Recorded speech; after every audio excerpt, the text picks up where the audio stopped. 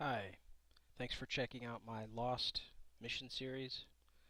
This will be my first video game video that I've ever made. My goal here is to make a series of videos that show the Lost mission by Mark B50K, which is a mission for the Arma 2 Operation Arrowhead game. For wanting to do this is I really like the mission. I think it's one of the best missions I've played. And it's unusual. It's not like most missions.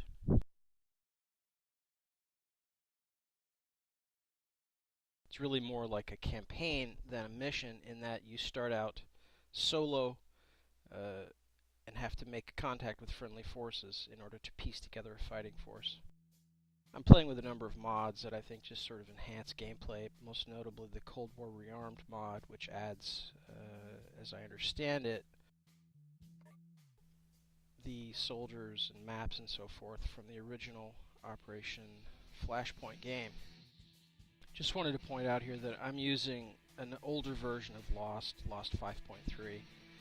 Partly that's just laziness. I haven't upgraded to the last version, but the last version of the mission was integrated into Mark B's Apocalypse mission, and I think there might be some unaddressed bugs with that version. As you can see, the mission is playable with a number of different maps. I've already restarted it, but I'm going to restart. Hopefully this will work. Sometimes when you restart, it won't initialize properly, and you have to actually delete the save file. But hopefully this time it will not do that.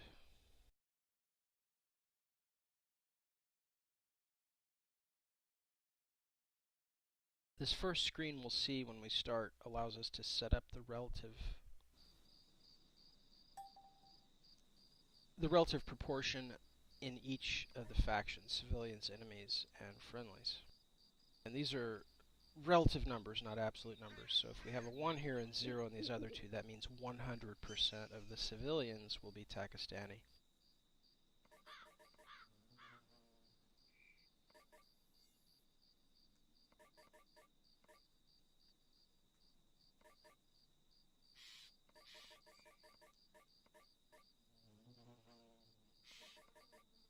I like to use in my enemies proportions of about 5 to 2,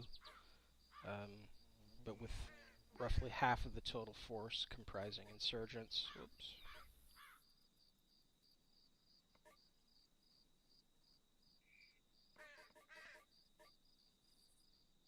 And I'm setting up my friendly forces as roughly half Pakistani guerrillas, and then with the other half equally divided between British Armed Forces, U.S. Army, U.S. Marine Corps, and Cold War rearmed U.S. forces.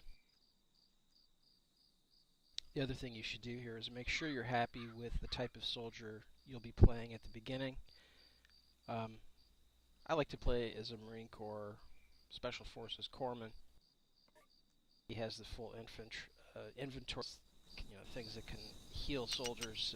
Can be a bit of a challenge in this mission. Here we can specify the number of groups of different types that we will face. If you select smaller numbers, it will be easier in the long term, but it'll also be more boring in the short term because you'll spend more time searching the landscape for enemies. So each of these 30 vehicles is one vehicle, could be a Jeep, APC, or a tank, and if it's an APC, it'll have an infantry complement. Each of these 6 is a gunship, 6 helicopters with paratroops, 150 squads, which I believe vary in size somewhat, but generally they seem to be 6 to 7 in size. And then to enhance the feeling of being a guerrilla behind enemy lines, I generally play with only 2 friendlies. You can play with 0, and that doesn't mean you'll have to finish the mission by yourself, because there is the capacity as the mission proceeds to recruit friendlies from the landscape.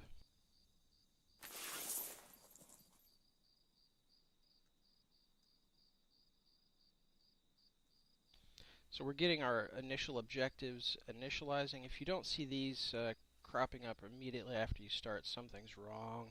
You probably should shut off the application and delete the save file and restart. I have had that happen.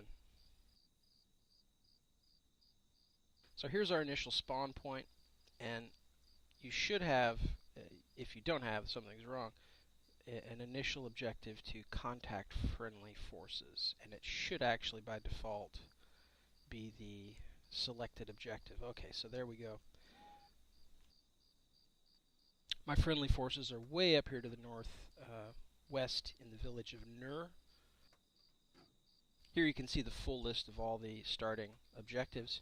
More objectives will trigger as you proceed. Okay, we can see here, if you look down here, we see these white dots popping up on the map, and those represent civilian houses. The map has yet to populate fully. There's still white dots popping up. As you see, there was one right there. And once it's fully populated, I'll resume, but here in just a moment I'll pause recording. It's a good idea to just sort of wait and let all those white dots populate. It's probably partly running Bandicam, but also just the number of enemy troops that I have set up in the game that's causing it to be a bit slow. Once all of those white dots are populated across the entire map, you will get the option, a new objective will pop up to search a civilian house, and it will give you a marker where there is one. It will pick the one that's closest to you at the time. And when you search a civilian house, a number of different random things can occur. You can provoke an enemy response. You can find friendlies, partisans, or lost soldiers, or just simply nothing. Or you can find contraband and confiscate it, weapons, that sort of thing. So I think I'm going to pause recording and let this fully populate. The other thing I'll do before I do that is hit a save. I do recommend playing this mission with unlimited saves simply because it's more like a campaign than a mission, and if you've put in scores or hundreds of hours playing this thing, you don't want to just lose it.